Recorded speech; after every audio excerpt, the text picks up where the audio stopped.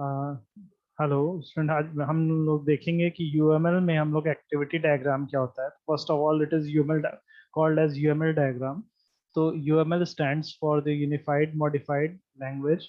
It is the industry in standard and graphical language for specifying, visualizing, constructing and documenting the artifact of the software system. हम किसी software system को सबसे पहले बनाते समय उसको हम लोग डायग्रामेटिकली बनाते हैं ताकि हम उस चीज़ों को अच्छे से समझ सकें, और उसके बाद हम उनके जो मेन उसके कंपोनेंट्स होते हैं उनको हम लोग डॉक्यूमेंट में कन्वर्ट करके लिखते हैं। तो ये सारी चीज़ें हम लोग यूएमएल डायग्राम में यूज करते हैं। ये ज़्यादातर एक तरह का कह सकते हैं कि ग्राफिकल रिप्रेजेंटेशन होता है, कि जिससे कि हम लोग अपने जो सिस्टम है उसको, सॉफ्टवेयर सिस्टम को या मॉडल को अच्छे से समझ सकें, और उसके बाद उसकी एनालिसिस करने में हम लोग, और डिजाइन को समझने में का समझाने का एक ग्राफिकल तरीका है यूएमएल डायग्राम। तो it UML diagram represent a collection of best engineering processes that are very much helpful in modelling a large complex system. तो हम एक बहुत बड़े सिस्टम को हम ग्राफिकली समझाते हैं। तो as we know that a picture is equivalent to the 10 page of written note. तो ये उसके बराबर हो जाती है, और हम लोग इसमें इस तरह से करने में हमें आसानी होती है। It is mostly used for simplifying the complex process of the software design. तो सॉफ्टवेयर जैसे बहुत कॉम्प्लिकेटेड है तो हम उसको डायग्रामेटिकली लेवल हायरार्की से मेंटेन करते हैं, लेवल ऑफ एब्स्ट्रैक्शन के बीच बीच में। और हम उनके कंपोनेंट्स को पहले बहुत सिंपल ग्राफिकल रिप्रेजेंट करते हैं, फिर हम उनको फर्दर एलैबोरेट करते हैं। The UML is very important part of the developing object-oriented software and the software development process. तो इसकी वजह से किसी भी सॉफ्टवेयर डिजाइन को एनालाइज करना और उसको डिजाइन करना बहुत सिंपल हो जाता है। हम स्टेप वाइज अप्रोच के साथ में इसमें आगे बढ़ते हैं। The UML helps the project team communicate, explore, design and validate the architectural design of the software.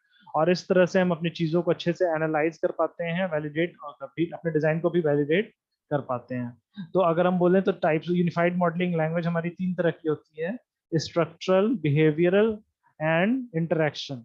तो स्ट्रक्चरल अगर एनालिसिस करनी है किसी सॉफ्टवेयर मॉडल की, तो हम लोग इसके लिए अलग अलग तरीके जो यूज होते हैं उसमें होता है class diagram, components, object, deployment, composite structure and package. तो ये सारे तरीके जो हैं आपके स्ट्रक्चर रिप्रेजेंटेशन है। और उसका बिहेवियरल रिप्रेजेंटेशन के लिए हम लोग यूज केस, स्टेट मशीन या एक्टिविटी चार्ट का यूज करते हैं। तो आज हम लोग जो फोकस करेंगे वो एक्टिविटी चार्ट पे करेंगे, जो यूएमएल का एक बिहेवियरल रिप्रेजेंटेशन है। और इंटरेक्शन अगर हमें शो करना है तो इसके लिए कम्युनिकेशन, सीक्वेंस एंड टाइमिंग को यूज करते हैं। तो इसमें एक्टिविटी डायग्राम आज के टॉपिक में हम लोग डिस्कस करने वाले हैं। तो activity diagram represents the dynamic और behavioural view of the system. तो इससे हम लोग एक सिस्टम के बिहेवियरल व्यू को शो करते हैं। Activity diagrams are typically used for business transaction process modelling and modelling the logic captured by a single use case और यूजर सिनेरियो। तो इसमें हम लोग ये बताते हैं कि एक सिस्टम से यूजर किस तरह से यूज केस कैसे कैसे जनरेट होंगे उसको यूज करते समय। हमारे सिंगल यूज केस हो सकते हैं या ओवरऑल सिनेरियो को भी रिप्रेजेंट कर सकते हैं। Activity diagram is used to represent the flow across the use cases और to represent flow within the particular use case. इसमें पर्टिकुलर किसी एक यूज केस के अंदर या एक यूज केस से दूसरे यूज केस तक कैसे हमारा फ्लो जाता है, होता है, ये हम शो करते हैं। कि कैसे वो एक यूज केस से दूसरे यूज केस में स्विच करेगा या मूव करेगा। तो उसको हम लोग देख करते हैं, या तो एक ही यूज केस में हो हम लोग। UML activity diagram are the object oriented equivalent of the flow chart. तो ये कह सकते हैं कि हमारा फ्लो चार्ट भी ऐसा ही काम करता है, बट एक्टिविटी चार्ट डायग्राम जो होता है फ्लो चार्ट का ऑब्जेक्ट ओरिएंटेड इक्विवेलेंट होता है। And data flow diagram in functional oriented design approach. और डेटा फ्लो डायग्राम जो आपका फंक्शन ओरिएंटेड अप्रोच में होता है उसके इक्विवेलेंट होता है। जैसे अगर आप फंक्शन ओरिएंटेड अप्रोच लेके चलते हैं तो जो आप डीएफटी बनाते हैं उसी के इक्विवेलेंट ऑब्जेक्ट ओरिएंटेड अप्रोच में आपका यूएमएल का एक्टिविटी डायग्राम होता है। तो इसको ध्यान रखिएगा, ये फ्लो चार्ट के इक्विवेलेंट ही है, और साथ ही साथ ये जो फंक्शन ओरिएंटेड अप्रोच में जो डीएफटी है उसके इक्विवेलेंट है आपका एक्टिविटी डायग्राम।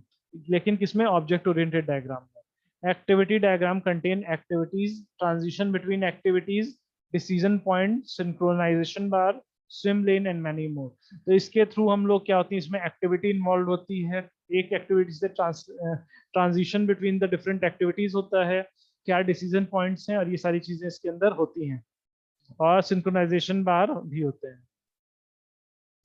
अब activity diagram describe how activities are coordinated. इसके अंदर हम लोग बताते हैं कि हमारी एक्टिविटीज कैसे परफॉर्म होती है।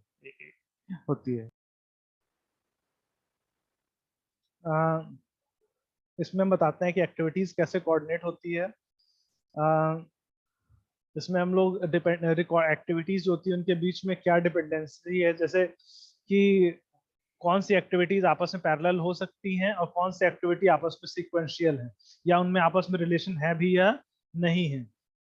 इस particular useful when you know that an operation has to achieve a number of different thing. जब आप एक एप्लीकेशन से बहुत सारे काम करते हैं, देन तो आप चाहते हैं कि जो भी एक्टिविटीज हैं उसमें से आपस में उनकी डिपेंडेंसी शोज हो, कि वो कौन सी एक साथ में हो सकती हैं, कौन सी एक साथ में नहीं हो सकती हैं। ठीक है। अब हम लोग एक्टिविटीज को हम लोग एक रेक्टेंगुलर बॉक्स से शो करते हैं, और एक एक्टिविटी एक दूसरे के एक्टिविटी के बाद भी फॉलो हो सकती है, और हर एक्टिविटी इट इज के बाद फॉलो हो सकती है। अब अगर हम ट्रांसमिशन शो कर रहे हैं, the flow of control is shown by the arrow symbol. तो फ्लो ऑफ कंट्रोल हमारा एक एरो सिंबल से रिप्रेजेंट होता है। व्हेन एक्शन और activity of a state complete, flow of control passes immediately to the next action. तो flow of control में अगर एक एक्टिविटी से आप एक्टिविटी जैसे ही एग्जीक्यूट होती है, फ्लो ऑफ कंट्रोल से तुरंत दूसरी एक्शन एक्टिविटी में स्टार्ट हो जाती है। अब आपका इसमें सोर्स और the flow of control is known as initial node और स्टार्टिंग नोड। तो स्टार्टिंग नोड को हम लोग एक रिप्रेजेंट करते हैं कि इनिशियल नोड और स्टार्टिंग नोड करते हैं, इसको इस तरह स्टार्टिंग नोड को इस तरह मार्क करते हैं, और डेस्टिनेशन नोड को हम लोग डबल सर्किल से ऐसे करके एंड मार्क करते हैं। अब हम लोग ज्वाइन के लिए क्या करते हैं, अब block bar with several flow entering into it and one leaving out of it, ये बताता है कि आपका पैरेलल इनपुट्स रिसीव हो रहे हैं, they are multiple inputs which can be received simultaneously.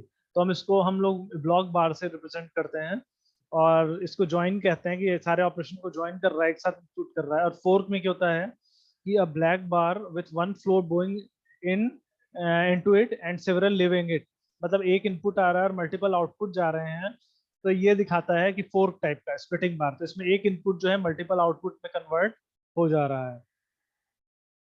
अब मान लीजिए इसका एग्जांपल हम लोग देख रहे हैं कि फोर्क एंड जॉइन में क्या क्या ऑपरेशन है। तो मान लीजिए एक स्पीच है, उसको आपने डिकम्पोज किया और उसको synchronise mouth and stream audio, इन दोनों को करने के बाद अलग अलग तरीके से एक ही चीज से उसी को डिकम्प्रेस करके अगर किसी की स्पीच रिकॉर्ड हुई है, तो हम उनके लिप मूवमेंट को और उनकी आवाज को दोनों को उससे फ्रैक्शनाइज करके अलग अलग कर दिया गया है। तो यहाँ पे हमारा ये फोर्क हो गया, और फोर्क होने के बाद उस दोनों को इनपुट को रिसीव करके जब क्या किया गया, इनपुट लिया गया, तो यहाँ पे हमारा ये आपका जॉइंट हो गया, और दोनों को जॉइंट करके आप अपने सिस्टम को एक से दोबारा से रीजनरेट कर सकते हैं। सपोज हम लोग एक जगह से आवाज को ट्रांसफर कर रहे हैं, और हम लोग कहीं से स्पीच को रिकॉर्ड कर रहे हैं, प्रिपेयर एक स्पीच कर रहे हैं, और उसमें लिप मूवमेंट उसको रिकॉर्ड करके हम उसको अलग अलग चैनल से भेज करके उसको फिर से रीट्रांसमिट कर रहे हैं, क्योंकि हम लोग जानते हैं हम लोग टीवी मीडिया पे विजुअल एक्सप्रेशन अलग जाते हैं, ऑडियो अलग जाते हैं। तो उसमें हम लोग या तो दोनों को अलग अलग करके उनका क्लीन अप करते हैं, और क्लीन अप करके उसको मिक्स करते हैं, तो इससे वॉइस क्वालिटी बेटर हो जाती है। तो ये एग्जांपल है, फर्स्ट वाला पोर्शन में फोर्क का है, सेकंड वाला ऑपरेशन ज्वाइन का है। अब डिसीजन एंड मर्ज। तो एक्टिविटी डायग्राम में डिसीजन अगर पॉइंट होता है तो ये डायमंड सिंबल से रिप्रेजेंट होता है, a diamond with one flow entering and several leaving, तो ये डिसीजन पॉइंट हो जाएगा। और मर्ज में इसका क्या होता है, जब मल्टीपल इनपुट एक डायमंड शेप में आएंगे, a diamond with several flow entering and one leaving, तो ये आपका क्या हो जाएगा, ये मर्ज पॉइंट हो जाएगा। तो इसको हम लोग डिसीजन मर्ज, तो ये हो गया नोटेशंस। अब फ्लो इसमें क्या, फ्लो फाइनल। तो final flow this indicate that the process stop at this point, तो एक सर्किल के अंदर हम क्रॉस बार रिप्रेजेंट करेंगे, तो ये फाइनल फ्लो हो जाएगा। और अगर हम पार्टीशन कर देते हैं अपने एक्टिविटी डायग्राम को डैश लाइन से, तो उसको स्विम लेन कहते हैं, मे बी हॉरिजॉन्टल और वर्टिकल। तो वो आपकी हॉरिजॉन्टल या वर्टिकली हम स्विम लेन से अपने एक्टिविटी चार्ट्स को अलग अलग जॉब्स को या अलग अलग प्रोसेसेस को रिप्रेजेंट कर सकते हैं। Each zone represent the responsibility of the particular class और डिपार्टमेंट। तो उसको हम लोग क्लासिफाई कर सकते हैं स्विम लेन से। तो difference between join and merge, the join is different from the merge, that the join synchronize two inflow and produce one single outflow। तो join में तो multiple input लेके एक single output generate किया जाता है। The output from the joint cannot execute until all inflow have been received। तो जब तक सारे इनपुट नहीं मिल जाएंगे तब तक आपका आउटफ्लो जॉइन में पास नहीं होता है। जबकि जो मर्ज होता है, merge passes any control flow straight through it. तो if two or more inflow are received by a merge symbol, the action pointed by it outflow is executed two or more times। तो मान लीजिए अगर आपका एक से ज्यादा input अगर रिसीव होंगे तो वो एक से ज्यादा बार उसके करस्पॉन्डिंगली आउटपुट क्या होगा, आउटफ्लो एग्जीक्यूट हो जाएगा। लेकिन उसमें आपका जब तक सारे इनपुट रिसीव नहीं हो जाएंगे तब तक वो आउटपुट को जनरेट नहीं करेगा। तो ये जॉइन और मर्ज में ये डिफरेंस है। अब हम लोग एक एक्टिविटी डायग्राम देखेंगे कि एक पैसेंजर है, एयरप्लेन पे बोर्ड करने वाला है। तो उसमें क्या है, पैसेंजर अराइव्ड से चेक इन, और उसके बाद पैसेंजर चेक इन, और चेक इन प्रोसेस के बाद हम लोग देखेंगे कि इसके अंदर आपका पैसेंजर बोर्ड कर रहा है, luggage is loaded into the plane only जब only after completion of two activities हम लोग क्या करेंगे, प्लेन मूव्स टुवर्ड्स रनवे। जब तक प्लेन में सारा लोड हो जाए, ये नहीं कि सारे पैसेंजर बोर्ड कर गए हैं तो भी प्लेन टेक ऑफ कर जाएगा, या आपका सारा लगेज लोड हो गया, पैसेंजर अभी नीचे ही बैठे हैं तो प्लेन टेक ऑफ कर जाएगा। जब दोनों चीजें, दोनों इनपुट रिसीव हो जाएंगे, तो ये एक आपका एग्जांपल है ज्वाइन का। और ये आपका अगर चेक इन के बाद आपका जब आपका पैसेंजर अलग काउंटर से लॉगिन हो रहा है, लगेज अलग से हो रहा है, तो ये आपका ऑपरेशन है फोर्क का। तो फोर्क एंड ज्वाइन के बाद आपका airplane moves towards the runway. तो ये आपका एक्टिविटी डायग्राम हो जाएगा। अब हम लोग अपने एक्टिविटी डायग्राम को सपोज यहाँ हम लोग स्विम लेन से डिवाइड कर रहे हैं। तो अगर स्विम लेन से हम लोग डिवाइड करेंगे तो यहाँ पर हम लोग का क्या है, स्टूडेंट है वो रजिस्टर कर रहा है एक जगह पे। तो हम लोगों ने देखा है कि यहाँ पे हम लोग स्टूडेंट का एक प्रोसेस है वो अलग है, रजिस्ट्रेशन का प्रोसेस में हम लोग देखिए स्विम लेन से डिवाइड किया है। Check forms, display student result, अगर वो रजिस्टर्ड नहीं है तो रिग्रेट मैसेज। तो उसके साथ में ये वाला हमने 3 लाइन में डिवाइड कर दिया, 3 स्विम लेन्स हैं, और इन 3 स्विम लेन्स में हमने अपने अलग अलग एप्लीकेशन को डिवाइड किया हुआ है। अब ड्रॉबैक ऑफ एक्टिविटी डायग्राम्स।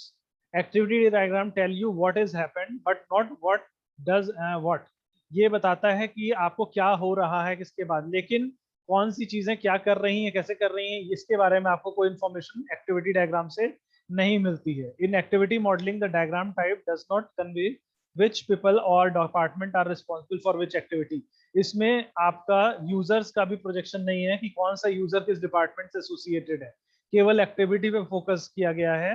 तो डोमेन मॉडलिंग में कोई नहीं पता चलता कि कौन से लोग किस डिपार्टमेंट से एसोसिएटेड है। और इन programming it does not convey which class is responsible for which activity. तो क्लास प्रोजेक्शन भी इसके अंदर नहीं है, आपको ये भी इससे पता नहीं चल पाता है। ठीक है, तो that's all about the activity diagram.